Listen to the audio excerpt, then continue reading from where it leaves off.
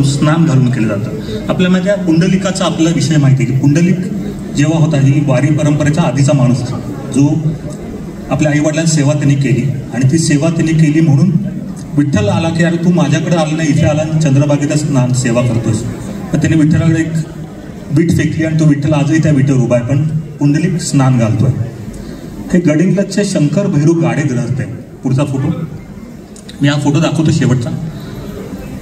हे स्नान चालू आहे बघा.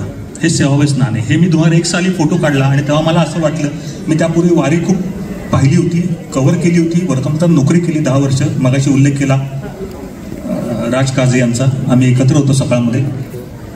2001 साली मी नोकरी सोडली आणि मी म्हटलं वारी आपण वेगळं बघायला जाऊ. कारण काय होतं वर्तमानपत्राचं काम करताना ते रात्री फोटो पोचवायचं पण प्रेशर असतं आणि बाकी अनुभव घ्यायला मिळत नाहीत. पूर्ण अनुभव घ्यावा म्हणून वेगळ्या नोकरी सोडल्यावर गेलो आणि मला चंद्रभागेमध्ये हा माणूस दिसला आणि डोक्यात आलं की पुंडलिकाने आपल्या आई वडिलांची सेवा केली. आणि बघा इथे हा माणूस आहे त्याचे वडील असतील की सून असेल किंवा त्याचे वडील असतील अशा प्रकारचं हे आहे आणि स्नान चालू आणि कृतार्थ भाव आहे त्या बुद्ध गृहस्थाच्या.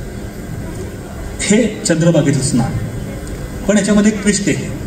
हा फोटो 1 साली काढला 7 साली माझं पुस्तक प्रकाशित झालं आणि ते लोकांकडे पोचलं आणि मग एका गडिंग्लजमधल्या एका शिक्षकाचा फोन आला की अहो हे आमचे मामा आहेत त्यांना तुम्ही मला एक फोटो द्या कारण त्यांच्याकडे हा फोटोच नाही तुमच्याकडे ते फक्त तेव्हा डिजिटल फोटो नव्हता हा निगेटिव्हचा फोटो आहे. मी म्हटलं हो मी देतो तुम्हाला मी सांगलीला येतो त्यावेळी देईल मित्र. सांगलीला ती भेट झाली माहिती त्यांची.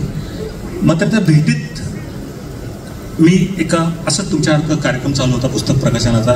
मदन हातकणंगलेकर त्याचे अध्यक्ष होते आणि आम्ही सगळे प्रदर्शन लावलं तर पुस्तकात नवीन आवृत्ती होती आणि मी सांगत होतो की हा फोटोचं महत्त्व काय हा सेवाभाव जो आहे तो मला टिपायला मिळाला आणि त्यामुळे वारीची परंपरा समजते. तर ते आले बसलेले होते म्हटले एक मला विचारायचं आहे सांगायचं आहे तर मग सांगा. नाही तुम्ही फोटो छान काढलाय निवडलाय पण चांगला एक्सप्रेशन चांगले पण अजून एक गोष्ट आहे याच्यामध्ये ते म्हणजे मागचा फोटो ते म्हणजे हे जे दोघं आहेत हे त्यांचे नातेवाईक नाहीत. म्हणजे त्यांचे ते मुलं किंवा सून असं काही नाही. हे त्यांच्या दिंडीतले पण नाहीत हे त्यांच्या ओळखीचे पण नाहीत. हा एकटेच आजोबा आमचे मामा तिथे नाहत होते आणि त्यांना वाटलं की आपले घरातली व्यक्ती थोर व्यक्तीसारखं म्हणून ते सेवा करून घेतली.